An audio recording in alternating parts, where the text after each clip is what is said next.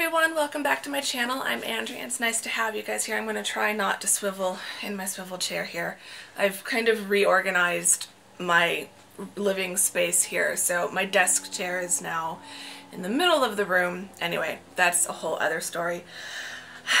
I'm a mess still. Anyway, okay, moving on. As you can tell from the title of the video, today we're going to talk about Hygge. I hope I'm pronouncing that right. I'm never quite sure. Hygge. I think that's it, but someone can correct me in the comments if my pronunciation is still off. I have two books that I want to talk about today. The first one is Hygge, The Danish Art of Happiness by Marie Torell Soderberg. I'm probably mispronouncing her name. And then the little book of Hygge, Danish Secrets to Happy Living by, I'm going to say, Meek Viking. Probably mispronouncing that too. CEO of the Happiness Research Institute in Copenhagen. I read this book first and then I read this book. This one was mentioned in my winter favorites and I kind of mentioned at the time that I was still reading a second book on Hygge. That was this one. So this is the review I was promising in that video. So I'm going to talk about both of these, this one first and then this one, what I liked about them and how it influenced my thoughts on this topic. So some of you have probably heard of Hygge. It was really big during the winter and Christmas time period.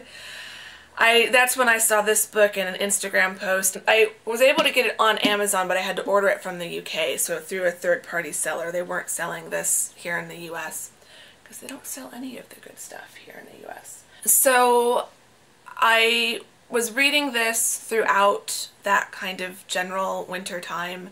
I think I finished it in January though. I knew I wanted to talk about this, but I saw this book. And I'd seen this in Oxford when I was in Oxford. And I almost bought it there and then thought, no, just wait, order it when you get home. So that's what I did. And I think that worked out because the two together gave me a really good insight into the general kind of topic and concept of Hygge. For those who had heard of it or saw it on your Instagram, you've probably seen it very simply defined as coziness or the art of coziness. And that's what I was seeing. There is no direct English translation of the word Hygge, so there's no specific English definition. But after reading both of these books, the coziness is a part of it, but I think to simply say that Hygge is defined as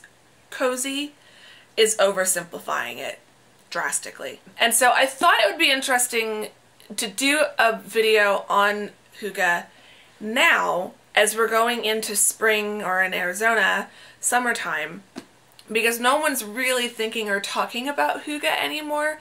But what I learned from both of these books is, yes, and this book talks about it a lot, Christmas is like the ultimate Hygge season. But Danes live with this idea of Hygge as being part of their lives all year round. It's not just a wintertime thing. I think that's one of the things I loved most about this book. So getting into the review on this book, I mean, obviously the cover is gorgeous. This looks great, just leaving it out somewhere for people to look at it. Inside, it's just as beautiful. There are so many really lovely photos that kind of demonstrate and show you what Hygge kind of looks like and how it presents itself in your day-to-day. There's a lot. The book is kind of broken up into sections. It covers kind of where does it come from, the idea of togetherness. It's got recipes, like how to bring it into your home. They talk about how to have Hygge throughout the year, so not just as a winter thing. But it's not necessarily a how-to book, and that's what I really liked about this. The author interviews over 100 people. I can't remember how many exactly she interviews. So you get examples from a really wide range of people of what Hygge means to them and how Hygge is in their lives and in what way they bring Hygge into their lives. So I really liked that because it wasn't just one person's perspective, and through all of the definitions you get from all the different people, you start to kind of piece together kind of a general idea. So one of the things I did as I was reading this book was I used the packing slip as a bookmark, and on the blank side I wrote down kind of definitions and key terms and key ideas from the people that were being interviewed. So just running through that really quick. It's universal and accessible to everyone. It's about the little things. It's about togetherness. It's letting go of expectations. It cannot be forced. It's a state of being totally present in the current moment and not the past or the future, and putting aside your worries. This is very relevant in my life right now. For those who've been following me, you know this. It's being peaceful and present. It creates harmony in your life. It's a time to slow down. It's a time to enjoy the mundane, everyday rituals. A Hygge, I'm probably really mispronouncing that. It's using Hygge as an adjective. A home that has this feeling in it embraces and comforts you. So everything about the home has this feeling of comfort and peacefulness. When it comes to personal items, on page 131, they're talking about presents and heirlooms. She says that by treasuring our presents and heirlooms, we're valuing their story, which I thought was really important. Hygge is something that can happen all year round, but it does change slightly with the seasons. Traditions bring back memories and bind people together. It's a kind of anti-competitiveness, which I really liked, because being in grad school can be a very competitive environment. And so I like the idea of having time in my day and in my life to not focus on that and to not be competitive and to just be. It's the small everyday moments that make you happy, and it's relaxing, enjoyable, lovable, and charming. So those are just the kind of things that I kind of took away from this whole book and what the definition kind of ended up being. And I really liked all of these. They all stood out to me. There wasn't anyone when they were talking about Hygge and Hygge in their lives that I was like, oh, well, that's not really me. A lot of it was like, oh, I like that, or I already do that, or, you know, things like that, where it was just, that makes a lot of sense, or that makes certain things in my life make a lot of sense.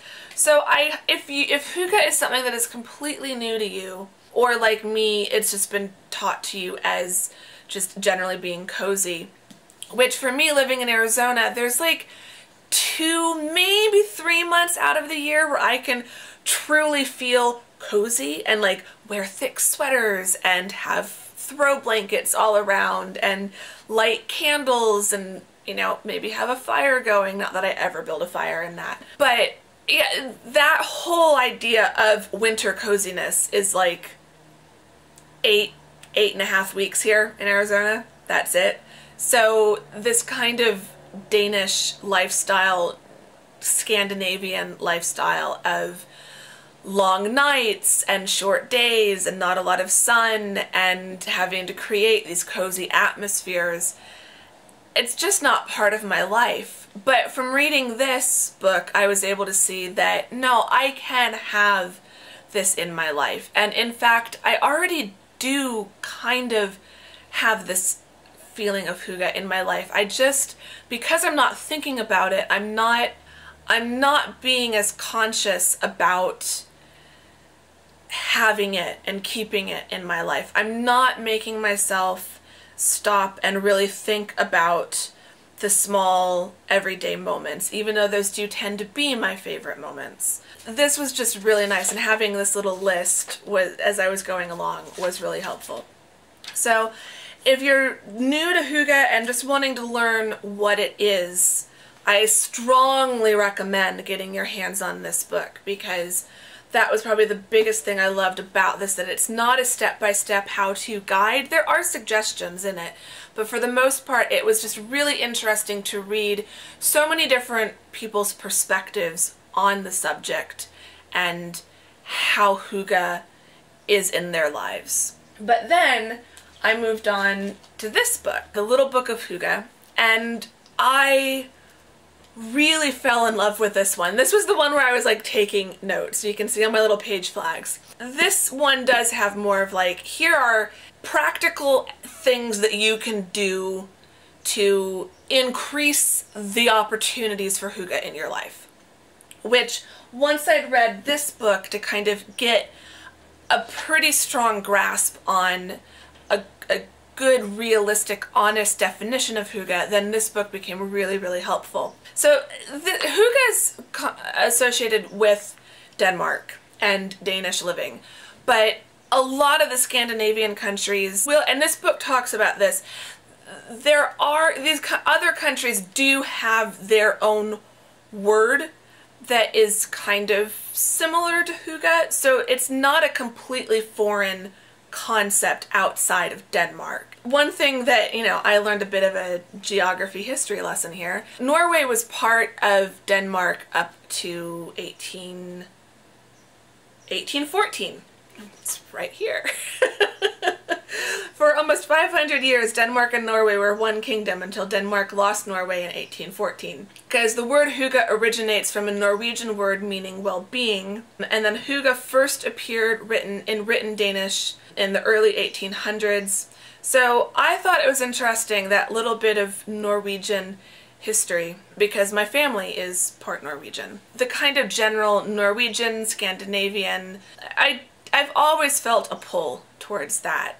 And I think that's why I'm gravitating towards hygge, and why I'm noticing that some of this is already part of my personality. It's a very easy concept for me to grasp because it just fits my personality so well. One of the things I thought that was interesting in this book, he talks about kind of 10 things that you can have in your home. Yes, hygge wish list. 10 things that will make your home more hyggelig. Again, I'm mispronouncing the adjective form. One is what's called a Hygge krog. I don't speak Danish, sorry.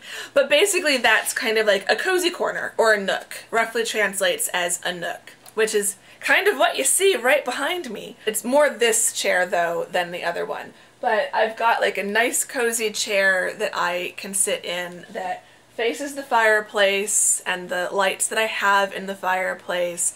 And it's just a nice little nook that I can sit. A fireplace, check. I don't light a fire in it, but I do have lights in it that kind of create that look. Candles, check, got those.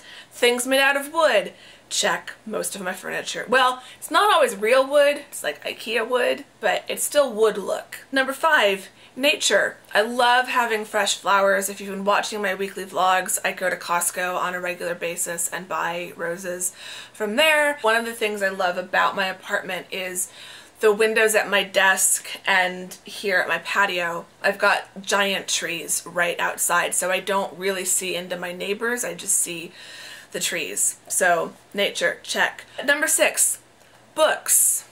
Do I have books? I don't think I have any books. I might have a few books. We'll count that as a check. 7, ceramics. Yep, there's coffee mugs. More than one person needs. Lots of ceramics. And number 8, think tactile. So he's talking about having things that kind of encourage touch and feeling. So things like wood, textiles, fabrics, basically not glass or steel, that are kind of that colder, more untouchable feeling. 9, vintage. Yeah, I've got this chair right here, my cozy nook chair, is older than I am. Late 70s, maybe like just a year or so before I was born. And there's a few other vintagey things scattered throughout, but I do love vintage, antique, things with history. And then number 10, blankets and cushions. If you look around, I've got cushions on both my chairs, I've got throw blankets on that one, there's more out of sight on the step stool in front of this chair. I have tons of blankets and cushions. So reading this, I'm like, oh, I'm already doing all of that. Yay.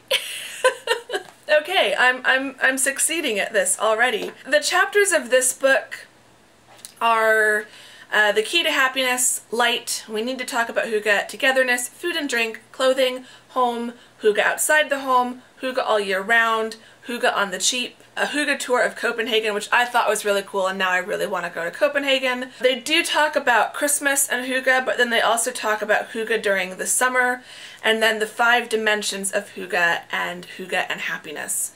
So this does read as more of a step-by-step guide, as well as a really interesting history of Hygge and kind of Hygge around the world. There's a lot of polls and surveys that kind of provide interesting data.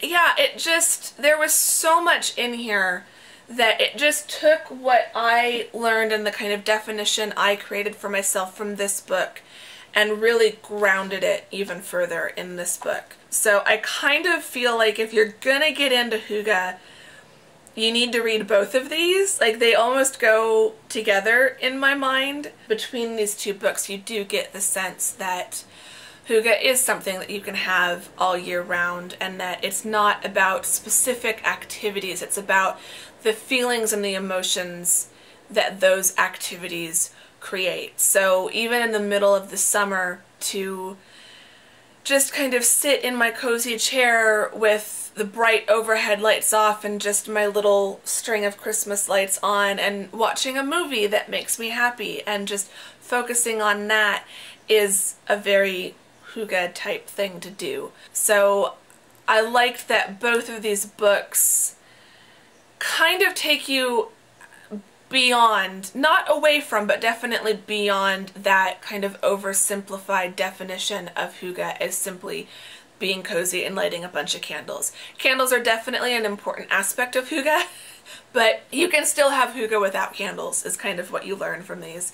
So if you were initially turned off from Hygge because you thought it was just about lighting candles and being cozy, I'd really urge you to read either of these books, or hopefully both of these books. Not sponsored, just my honest thoughts. But it just really was something that resonated with me. I definitely think there's probably a genetic connection here somehow, because I relate to it really strongly. Like, it's not a stretch for me at all. It's just something cool, and I really loved both these books, so I thought it would be fun to do a review. If you just feel like you're missing something or needing something, needing to be able to slow down and enjoy things, I think learning more about Hygge might be something that would be beneficial to you. So, have you read anything on Hygge? Do you encourage Hygge in your life? Please tell me in the comments. I'd love to hear your Hygge stories. If there are other books that you've read besides these 2 that you found really helpful that you think might be kind of similar to these or my reactions to these, I'd love to hear that. Give the video a thumbs up if you liked it, and subscribe if you're not subscribed, and I will see you all in my next video. Thank you very much for watching. Bye-bye.